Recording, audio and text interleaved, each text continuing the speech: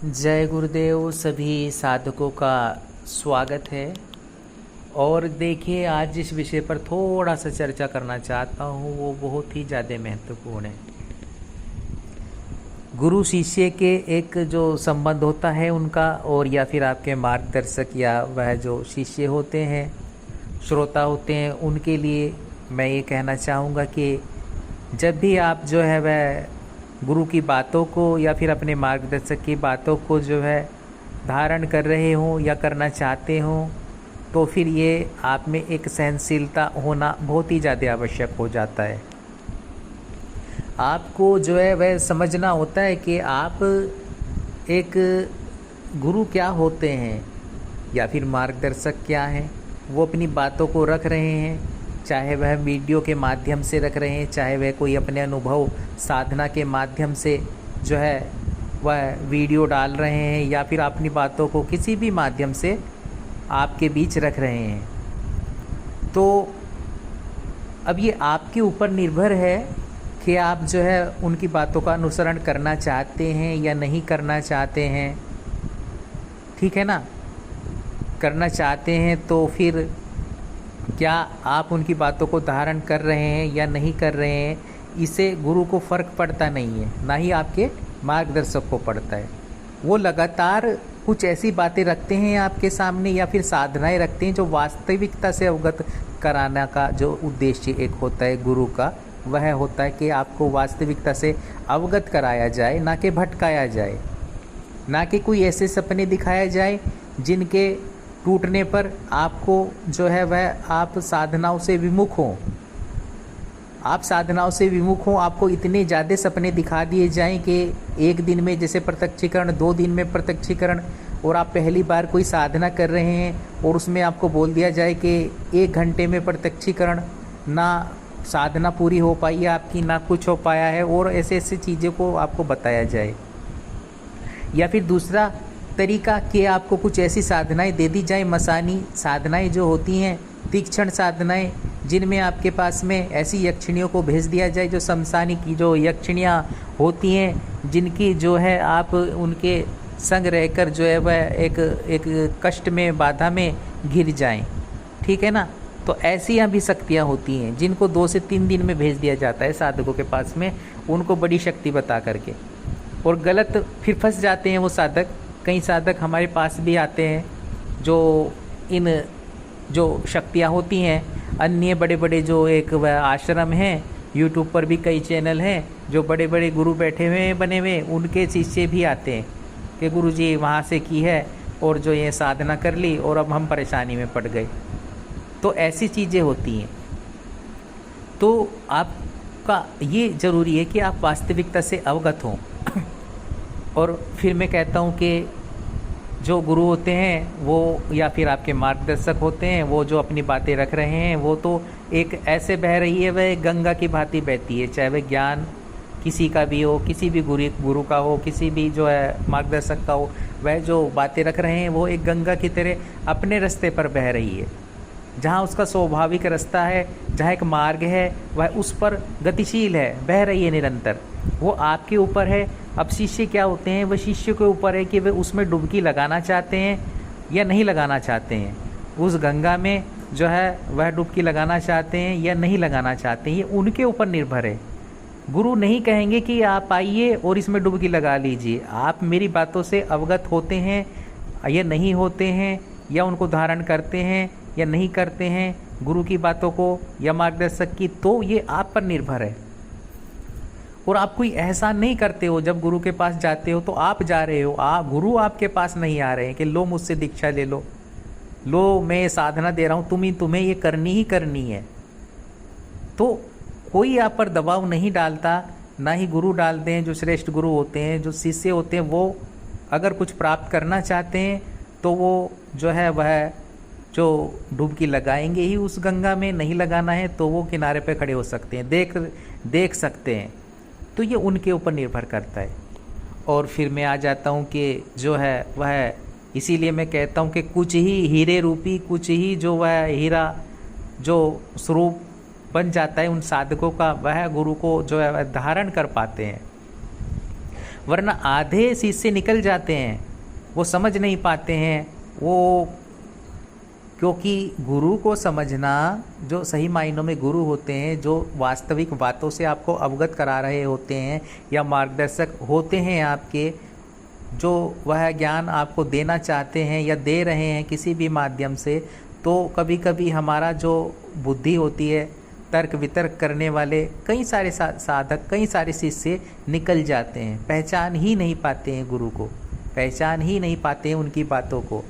और फिर गुरु लगातार ऐसी कुछ ना कुछ वीडियो या फिर ज्ञान किसी ना किसी माध्यम से वो लगातार देते रहते हैं, जो एक तरह से उनकी जो एक हो सकता है कि वह उन शिष्यों को कड़वी लगे। गुरु का कार्य है उनके अहंकार को तोड़ना, शिष्य के जो है उसको तोड़ना, उसको वास्तविकता से अवगत कराना। वास्तविकता से अवगत कराते हुए उसे एक ऐसी चिंगारी, उसमें एक ऐसा जो है एक ऐसी उत्पत्ति हो जाती है, क्रोध की भी हो सकती है। गुरु की बातों से कुछ ऐसी बातें जानबूझकर गुरु करते हैं कि वह जो शिष्य होते हैं उनमें क्रोध उत्पन्न हो जाए। वे परखना चाहते हैं कि ऐसी ऐसी महाविद्याएं हैं, जब ये इन साधनाओं में बैठेंगे, जब ये मेरे मार्गदर्शन में वह साधना संपन्न करेंगे, जब यह एक उग्र कृत्या जैसी साधना भी संपन्न करनी होगी, भैरव जैसी साधना भी इनको संपन्न करनी होगी, माँ छिन्नमस्तिका जैसी एक तीक्ष्ण साधना भी इनको संपन्न करनी होगी, और शक्तिपात क्रिया भी मुझको उन पर करनी है। और जब मैं इन पर शक्तिपात क्रिया करूँगा, इनके आज्ञा चक्र को जब मैं जागृत करते हुए एक शक्ति का प्रवाह करूँगा किसी न माध्यम से, तो फिर क्या ये धारण कर पाएंगे, और इनमें कितनी क्षमता है, शक्ति को कितना धारण कर पाएंगे, कितना अंदर अपने जो है समाहित कर पाएंगे शक्तियों की ऊर्जाओं को। इसीलिए निरंतर उसको खाली कर देना, शिष्य के अंदर जो झूठ है, छल है, कपट है, जो उसकी बुद्धि तर्क वितर्क करती है, तो उस जो है झूठ को, छल को, कपट को, तर्क वितर्क को निकाल करके फिर वह चेतना प्रदान करना, फिर वह शक्ति जो है वह धारण कर पाएगा। वह जो शिष्य होता है वह उस शक्ति को, उस चेतना को, गुरु के शक्तिपात को, जो है ज्ञान रूपी बातों को धारण कर पाएगा जब वह खाली होगा, जब वह एक पात्र, खाली पात्र की तरह गुरु के पास आएगा। मैं इसीलिए कहता हूँ कि कई जो शिष्य हैं वे जुड़ते हैं, गुरु के पास जाते हैं, लेकिन वे खाली पात्र लेकर के नहीं आते, वो खाली पात्र बनकर नहीं आते। वे अपने अंदर पहले से ही तर्क वितर्क और कई ऐसी बातें जो है लेकर के आते हैं। कई तो गुरु को परखना शुरू कर देते हैं, कई ऐसे होते हैं कि गुरु को परखना शुरू कर देते हैं।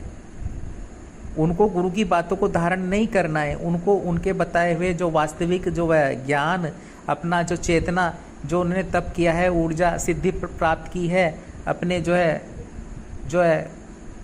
क्षमता के अनुसार, उसको जो है धारण नहीं करना चाहते हैं, वो तर्क वितर्क में पड़ जाते हैं।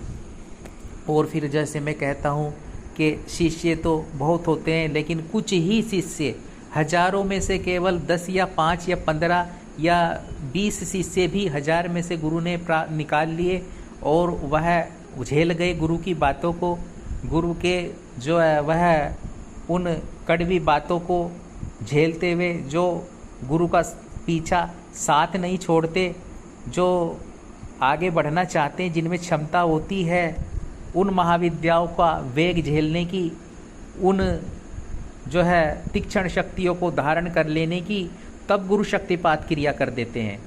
तब वह शक्तियों को भेज देते हैं, डायरेक्ट कह के भेज देते हैं कि आप मेरे शिष्य के पास जाइए, क्योंकि उनमें क्षमता है। और यहीं पर गुरु परख लेते हैं, यहीं पर गुरु उस शिष्य को परख लेते हैं, और उस जो है वह एक जो स्वरूप होता है उस शिष्य का, कि ये मेरा जो शिष्य है ये एक हीरे के समान है, ये एक जो मेरा शिष्य है यह उस हीरे के समान है जो चमकेगा और नित्य जो है साधनाओं को, सिद्धियों को धारण करता हुआ सफलता प्राप्ति है करेगा ही करेगा। तो वैसे गुरु को उन हजारों में से शिष्य को निकालते हैं, गुरु परख करके निकालते हैं। और नित्य इसलिए ही वह परीक्षाओं से गुजरते हैं। कभी गुरु की बातों से, कभी गुरु जी की बातों आपको ऐसी लग सकती हैं कि गुरु जी ऐसा कैसे बोल रहे हैं, ऐसा कैसे हो सकता है। तो आपको लगेगा कि जो है वह बातें कड़वी लग सकती हैं, लेकिन जो उनकी बातों को समझते हैं कि हाँ मेरे गुरु के पीछे अगर वो कह रहे हैं तो मेरे लाभ के लिए ही कह रहे हैं, मेरे जो है वह उसे जो है उनकी बातों के पीछे भी कुछ ना कुछ तो रहस्य छुपा ही होगा। तो ये बहुत ही ज़्यादा महत्वपूर्ण होता है और इसीलिए जो वह शिष्य होते हैं जो आगे तक चल पाते हैं वे बहुत ही कम होते हैं। शिष्य 10,000 बना लेता है कोई कोई गुरु, लेकिन उन 10,000 में से भी मैं ये कहूँगा उनमें से ही 500 या 600 ही शिष्य निकल पाते हैं। उन 10,000 में से भी आधे छोड़ देते हैं गुरु का साथ, आगे तर्क वितर्क उनकी जो बुद्धि होती है, जो उनके पाप दोष होते हैं वो उनको जाने ही नहीं देते। वो गुरु के पास जाएंगे लेकिन फिर वापस चले जाएंगे अपनी दुनिया में। तो ऐसा होता है। और फिर गुरु पहचान लेते हैं कि क्या मुझे इसे क्या प्रदान करना है, ये समर्थवान है या नहीं है। ये परीक्षाएं जो है गुरु भी आपकी बराबर लेते रहते हैं। गुरु की परीक्षाओं में भी पास होना पड़ता है, गुरु की भी शक्तियाँ भी लेती हैं, गुरु भी लेते हैं, शक्तियाँ भी लेती हैं। और जब आप उनमें जो है वह सफल हो जाते हो तो सब कुछ प्रदान कर देती हैं। प्रत्यक्षीकरण भी हो जाता है, शक्तियाँ भी उस शिष्य के सामने आ जाती हैं। लेकिन जो तर्क वितर्क करते हैं तो वहाँ कुछ प्राप्त होता नहीं है। तो ये बातें जो मैं आपके समक्ष रख रहा हूँ तो रख रहा हूँ कि कुछ जो व्यक्ति होते हैं उनकी बुद्धि इतनी चलती है कि जो है वह जो है गुरु से ही प्रश्न करना शुरू कर देते हैं। गुरु की बातों को धारण नहीं करना है उन्हें, लेकिन जो अपना ही उनका ज्ञान है वो गुरु को ही उल्टा ज्ञान जो है देना शुरू कर देते हैं। तो ये चीज़ बहुत ही ज़्यादा उस शिष्य के लिए जो है वह धारण करने वाली है कि वह अगर सही मायनों में शिष्य बनना चाहता है तो एक खाली पात्र बनकर के ही आना पड़ता है उसको गुरु के पास में। तभी गुरु उसमें चेतना डाल सकेंगे, तभी उसमें शक्तिपात क्रिया द्वारा शक्ति प्रवाह कर सकेंगे, तभी ये मुमकिन हो पाता है। तभी शक्तियाँ उस साधक के समक्ष आ पाती हैं और गुरु को फर्क नहीं पड़ता है। गंगा तो अपनी जो है बह रही है, अपने मार्ग पर बह रही है, वो आपके घर नहीं जाती है। गंगा का जो पानी होता है वो आपके घर नहीं जाएगा कि आओ आप मुझ में डुबकी लगा लो, जैसे मैं कहता हूँ। वो आप ही को आना पड़ेगा, प्राप्त आपको करना है। पाप दोष आपको जो है उस गंगा में अपने जो है पाप दोषों का जो है वह समाप्त करने हैं, उन पाप दोषों को। तो वैसे ही गुरु होते हैं, वो आपके पास नहीं जाएंगे, आपको ही आना पड़ेगा अगर कुछ प्राप्त करना है। और अगर नहीं प्राप्त करना है, आप अपने मार्ग पर चलना चाहते हैं तो गुरु ज़बरदस्ती करते नहीं हैं।